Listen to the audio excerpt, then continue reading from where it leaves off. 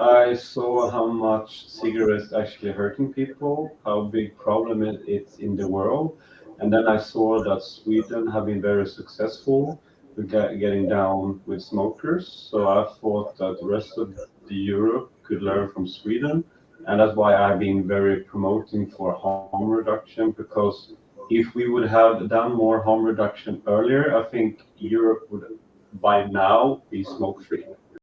Hello, world. Welcome to the Vaping Unplugged podcast. Everything you need to know about vaping and tobacco harm reduction. Hello world, and welcome to the Vaping Unplugged podcast, your one and only source of information about tobacco harm reduction and vaping.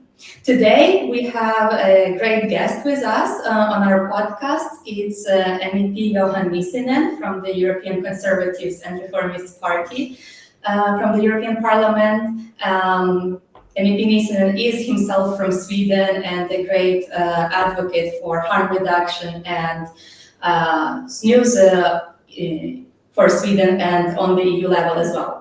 So we're excited to talk to MEP Nissinen today about all things related to EU-wide regulation, member state regulation, and for what we can expect in the future. So thank you so much for joining us today. And I will start with a more brief general question. What led you to become, if I may say, tobacco harm reduction advocate in the parliament for from Sweden for the Swedish success, but also on other products that are not snus as well? Could you tell us more about that? Yeah, because I saw how much cigarettes actually hurting people, how big problem it's in the world, and then I saw that Sweden have been very successful with getting down with smokers. So I thought that the rest of the Europe could learn from Sweden, and that's why I've been very promoting for harm reduction. Because if we would have done more harm reduction earlier, I think Europe would by now be smoke free.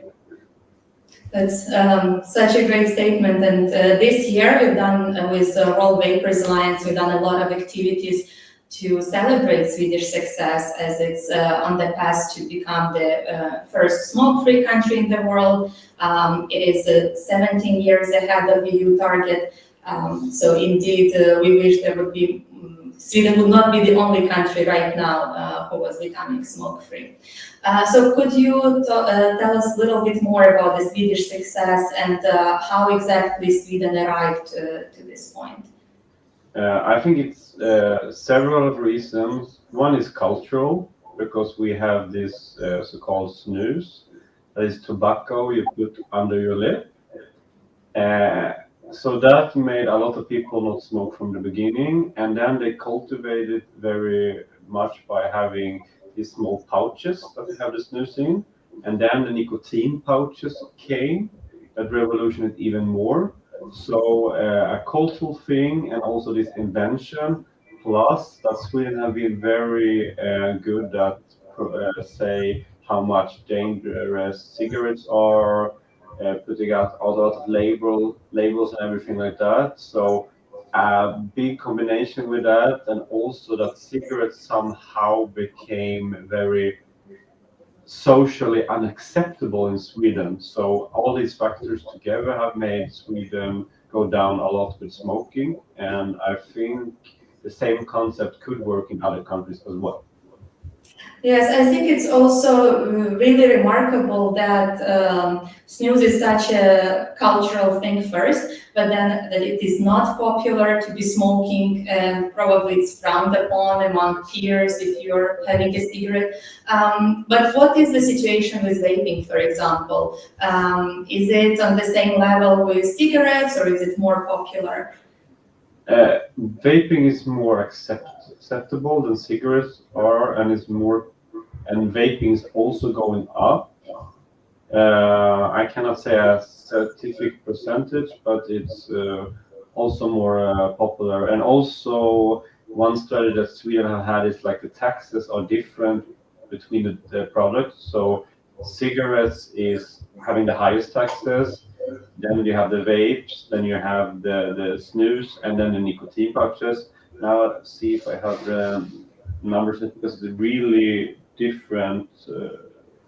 No, I don't have the numbers in now, but it's like a very big difference when it comes to the taxes on how dangerous they are. So more dangerous, higher taxes. So that's really promoting the harm reduction. It is such a great concept. We actually also learned, I think last week in Spain, an expert called for risk-based regulation for nicotine-containing products to be implemented in Spain as well. So it's great that there is more advocacy for exactly risk-based taxation and regulation, as all of these products, they have different level of influence on your well-being. But also talking about other member states, it seems that not all of them obviously right now have the regulation. For example, we also learned that Finland has illegal import of snus. While it's been importing a lot of product from Sweden, it remains illegal. Can you tell us more why snus should be included in the harm reduction tools, as it seems that across Europe it's not a part of any regulation? Because I think that the snus will be an easy way to stop using cigarettes, but it is a good step to go down from the cigarettes because you will still have the tobacco, you will still have the nicotine, so it's easy to switch over. And then if you don't want to continue with snus in the long run, you can go to nicotine pouches, for example. So you have a step down, and it has been proven that people who do step down actually can quit smoking. It has been very successful for women with the nicotine pouches, for example, to stop. They use the nicotine pouches for a few years and then they stop. So it's a way to stop. Exactly. But unfortunately, some countries have banned also nicotine pouches, some countries have banned flavors, or some countries are in the process of banning flavors. Do you think flavors are also important for the harm reduction process?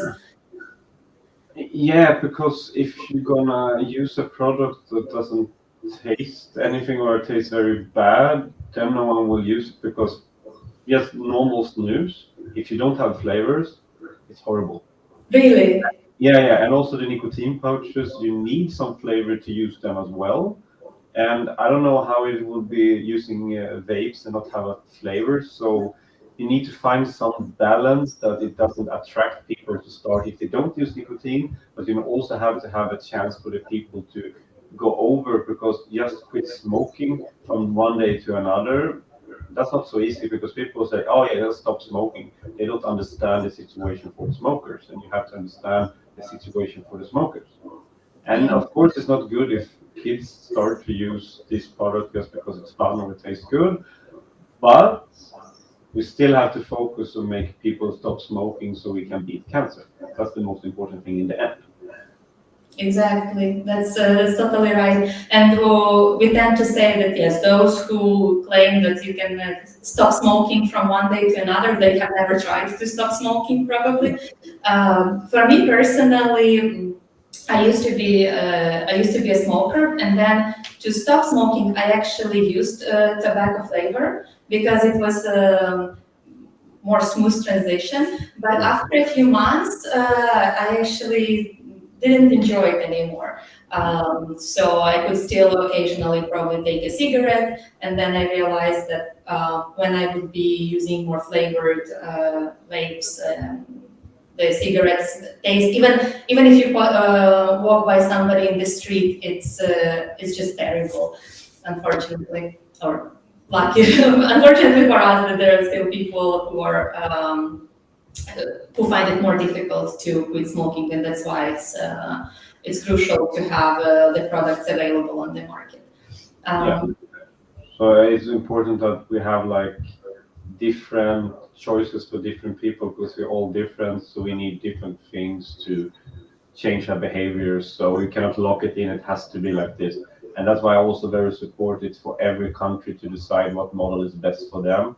For an example, maybe I've seen the UK, they're promoting really the vapes because they think that's the best model for them, and for Sweden it's the snus and nicotine pouches. So every country should choose what's best for them. Yeah.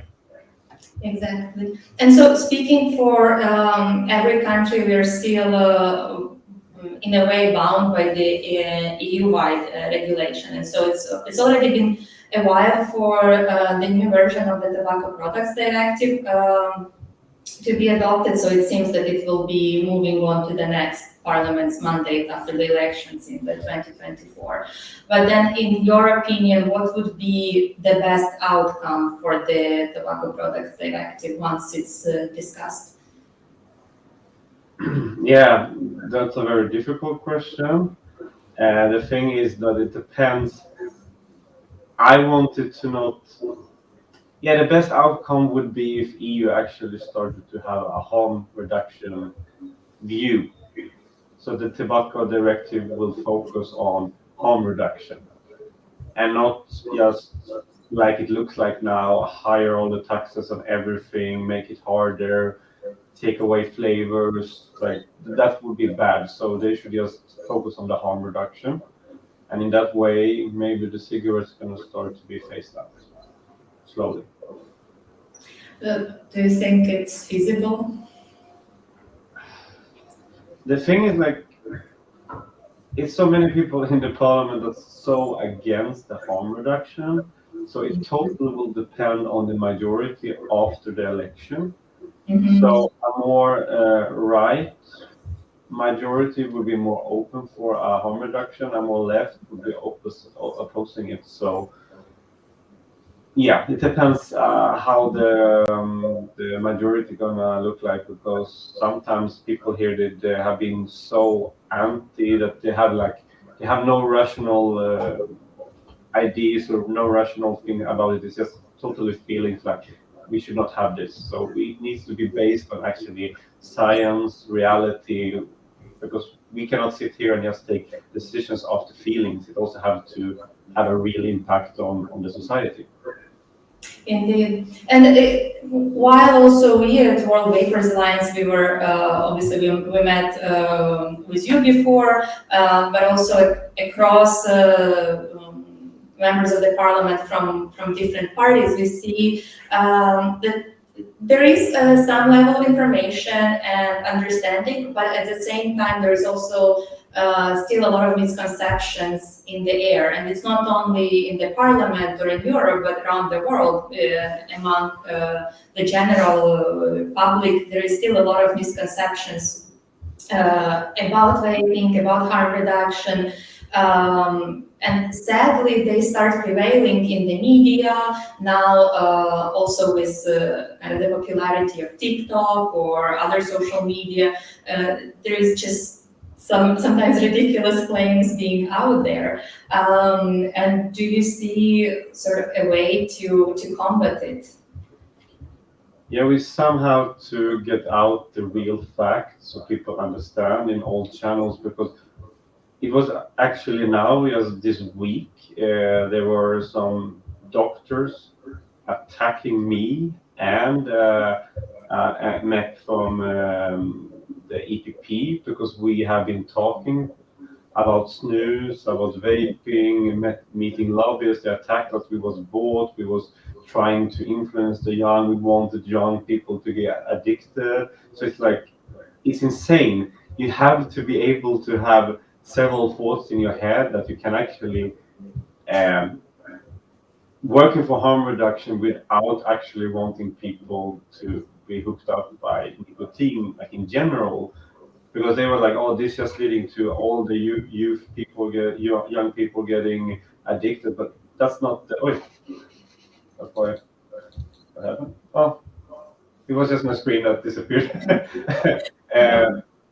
Yeah, so that's a problem, because if you even have doctors going out attacking politicians who try to make change, then it's a problem. So we really need to reach out in all level how it is, and a politician, just because we working for harm reduction doesn't mean that we are bought by the lobbyists. Mm-hmm. So yeah, I mean, And then, unfortunately, what I'm seeing is that many people, they're using the most emotional narrative about young people, about let's say kids or teenagers, about their vaping. But it's never a goal to communicate to them. For example, there should be enforcement of the regulation, not selling products to minors, and that should be the end of the discussion. The real goal is to, as you mentioned, combat cancer and help people don't start smoking, or if they have started, then quit effectively. And unfortunately, the most emotional narratives, they penetrate to the biggest, the widest population. And just to circle back to the EU regulation, there is also another directive on the agenda. There was a proposal for the tobacco excise directive, which would be discussed in the future as well. And what do you think would be an effective way to encourage smokers to quit without actually raising the tax? I think you should have like Sweden have that a differentiation in taxes, that cigarettes have the highest tax and then the tax goes down after scientific data what's the better alternative, and also giving the countries the chance to promote better alternatives. Like Sweden can promote snus, maybe France will propose nicotine pouches, UK are proposing vaping, so everyone can working to change the behavior, but then it has to be on EU level that allow the countries to do that, because now you're not really allowed to do that, and the taxes needs to go down on the less harmful products, because it also has to be beneficial to stop smoking. Mm-hmm. Otherwise, people just continue, because people who have never used a nicotine pouch or a vape, they don't always want to do it, and it's so much information out there that it says it's so dangerous. Even people say that vaping is more dangerous than cigarettes, and then but that's not correct. Yeah. Do you think there is a room for this to actually happen with the that directive? I think it starts to be an opening because more people understand the harm reduction, but we need to change the majority in the parliament for it start to be opening more. Because as long as the parliament understands it and agree, then the information will come out more to the people and more people will accept it. Yeah. Because what we say here do affect people a lot outside through media and everything. So. Indeed. We actually, last year, WVA held a survey among its members, and one of the questions of the survey was actually a question: if vaping products will be taxed higher, what would be your course of action? Would you go to the black market? Would you go back to smoking? Would you continue buying vaping products? And then we saw that pretty much the answers were equal. So around 30% people would go to the black market, while 30% of people would go back to smoking, and only probably 20 or 30% would continue purchasing vaping products. And it is in a way a threat to the harm reduction strategy, as also the black market products, you cannot verify the quality, right? You cannot be sure, or if you mix your own products, for example, should you have a flavor ban, again, you don't have that quality assurance, and then obviously there will be more attacks than, the product is bad, so we have to completely ban it. No, it's not the product that is bad, it is the consequence that happened. But I think we still have to be hopeful and keep working and advocating to help combat the misinformation that we are seeing among the decision makers and help them also better understand that a lot of people don't want to damage their own health, right? They want to live better, more prosperous lives, and harm reduction, be it in every country, snus or pouches or vaping. They're only the tools to achieve that. Thank you so much, Mr. Nissinen, for joining us today. Do you have some final wishes to our community? Just keep fighting for this now. Like, don't accept politicians to tell you that you should not be able to use other products than cigarettes. We need to keep fighting, and because this is the way forward, and the politicians need to understand that this is the way forward. So we just need to keep fighting for what we believe is the right things. Fully agree. Thank you so much once again for joining us and participating. Yeah, thank you.